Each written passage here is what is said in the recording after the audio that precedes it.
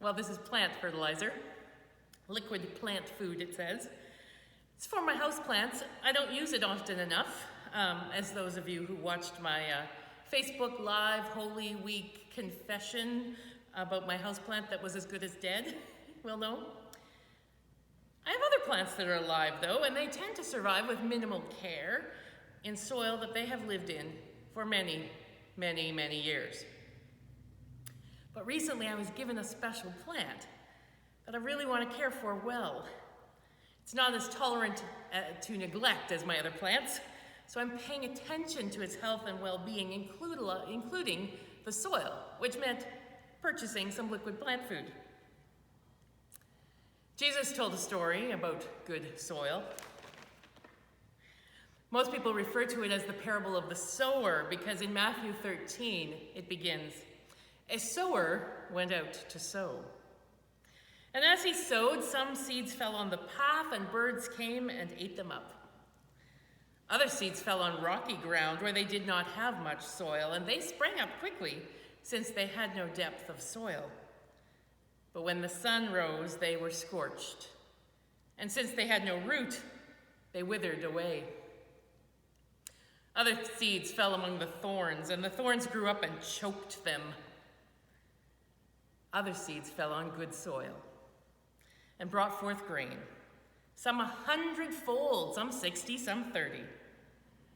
Let anyone with ears to hear listen." So it's a story about a lot of things, but today I'm aware that it is really a story about soil. The same seed of opportunity is thrown everywhere, but it doesn't always produce. And what if, as Jesus later tries to explain, we are the ground? How's your soil doing?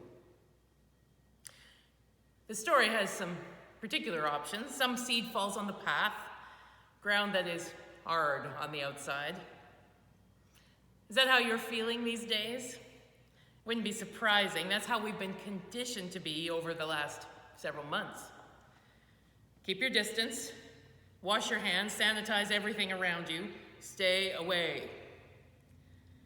Of course, while we've been working hard to keep that virus out, we've kept lots of other stuff away too. And some of us are hard on the outside for other reasons that have nothing to do with a pandemic. We shut people out of our lives for lots of reasons. Often because we've been hurt, maybe because we're afraid to be rejected, or afraid that if we actually let people in, they won't like what they find if they really get to know us. Maybe you're more like the bedrock that is covered, but only with a thin layer of soil. It doesn't develop roots. You might say hard on the inside, because on the outside, everything looks good. But underneath, you're shut down. So that your living is very shallow, all about the surface. Often we decide to put our energy into putting up a good front. You appear to be living your best life, rolling with the twists and turns of this unpredictable world, thriving in the middle of this strange time, or so it would appear. But underneath, there's this emptiness where you don't let things get to you ever because your heart is shut up tight, like a vault. You know, I received an email the other day that said, "Everyone has a COVID story." And I thought, really? I'm not sure about that. In Manitoba, there's a perception that it's kind of over. Or maybe it never started, or it hasn't yet begun. We've been fortunate to have relatively few cases. So far, they've mostly been traceable and containable. So really, you'd think that most of us haven't been affected all that much. But certainly there are many people around the globe who have lost loved ones, friends, family, and their life to this disease.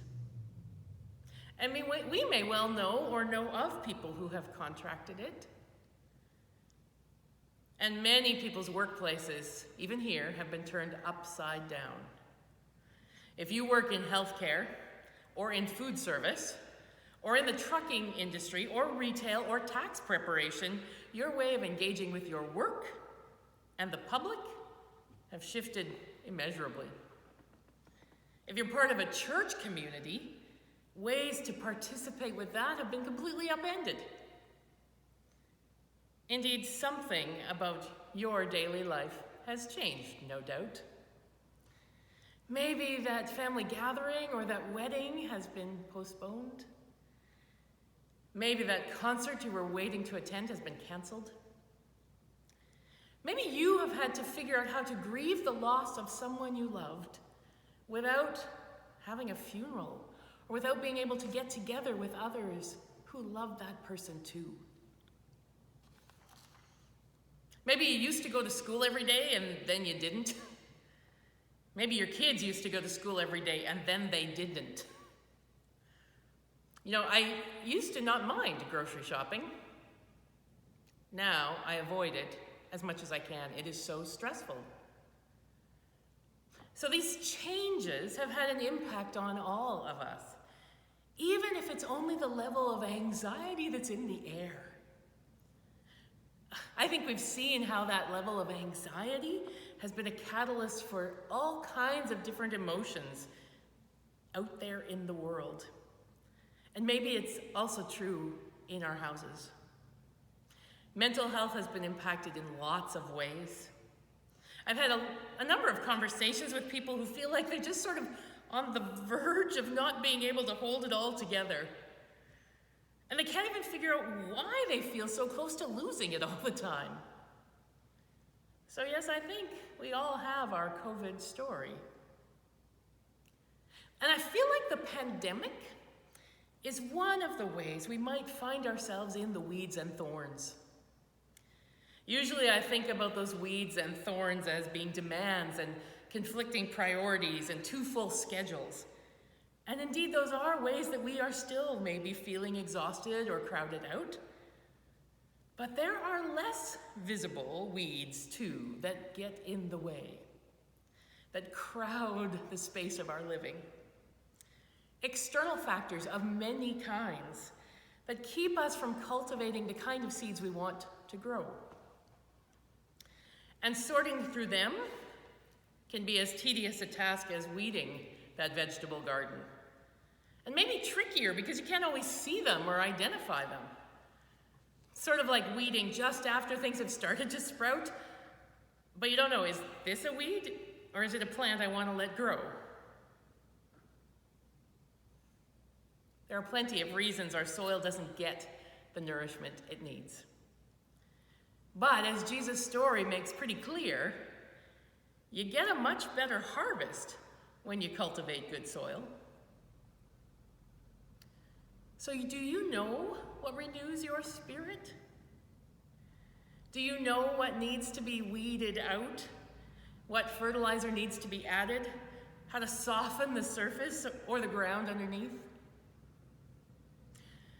Over these past several months, we've been asked to restrict our living to only those things that are essential.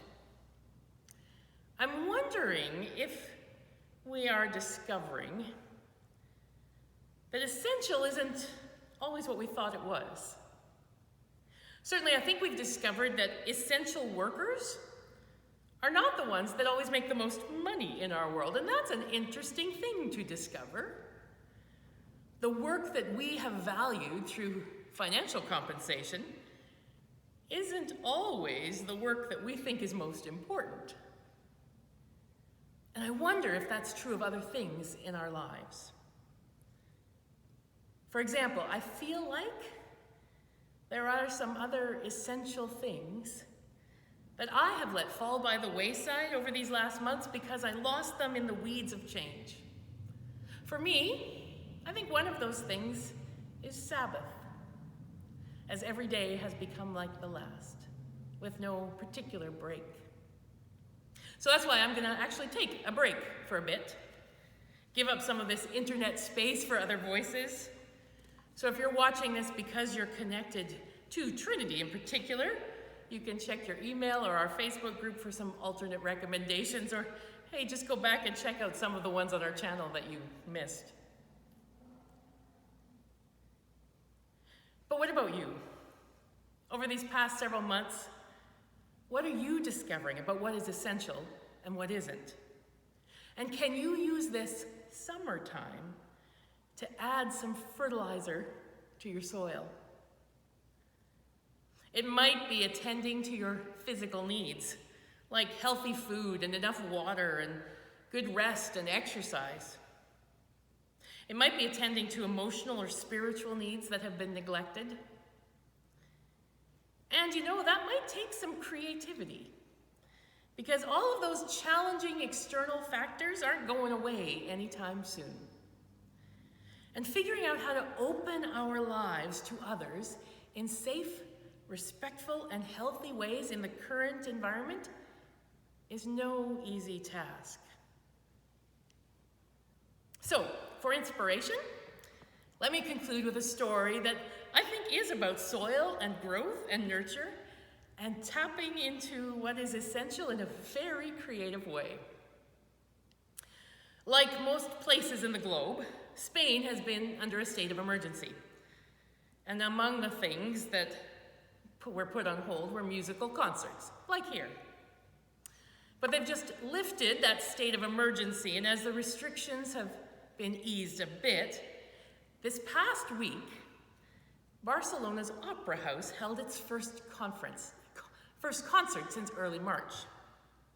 And it had a full audience of 2,292 houseplants. There was a plant in every seat. Talk about giving fertilizer to the plants. And the string quartet played Puccini's Chrysanthemums, in the concert, which was also live streamed for a human audience via YouTube.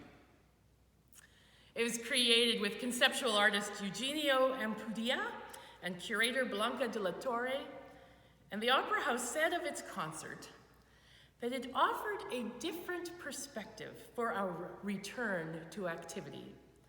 A perspective that brings us closer to something as essential as our relationship with nature.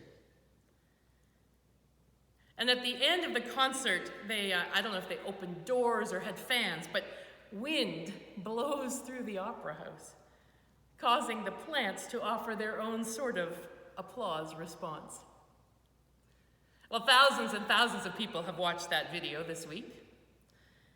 For some, it offered a little levity, while others found great beauty. Maxine Ventura said, "This moved me more than words can say.